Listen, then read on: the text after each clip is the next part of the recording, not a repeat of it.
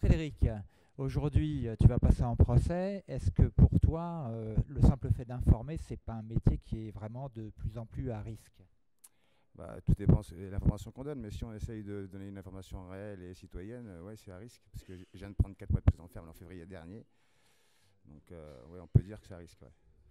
Là, je reviens de Pau où il y avait le procès d'Éric pour un tag, un petit graffiti en hommage à Rémi Fraisse. Il a obtenu euh, presque la relaxe, juste une amende, donc on était très content pour lui. Par contre, les quatre de la manifestation du 10, il y en a un qui fait plus d'un mois de préventive alors qu'il est élève infirmier, il était dans sa troisième année, il doit rendre son mémoire en décembre. Qu'est-ce que tu penses de cette radicalisation sur des gens qui sont pris un petit peu comme ça dans les manifestations? Il s'agit de faire des exemples.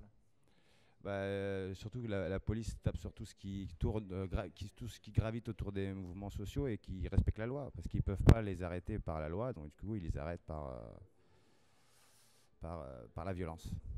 Et donc ce sont des témoignages de personnes assermentées contre des citoyens. Est-ce qu'il ne faudrait pas maintenant que ces gens-là viennent étayer un petit peu leurs accusations? Parce que c'est un petit peu facile.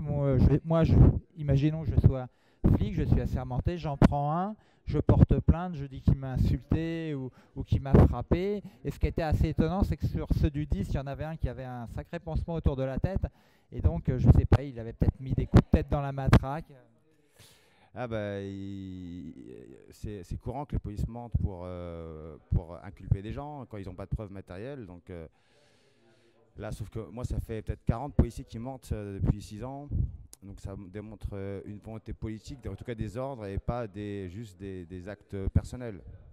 Est-ce qu'il ne faudrait pas inverser la vapeur et que petit à petit les militants prennent habitude de porter plainte lorsque eux sont insultés, molestés, provoqués? Porter plainte, ça sert à rien. Rien n'est jamais suivi. Donc moi personnellement, j'ai jamais porté plainte parce que ça sert à rien.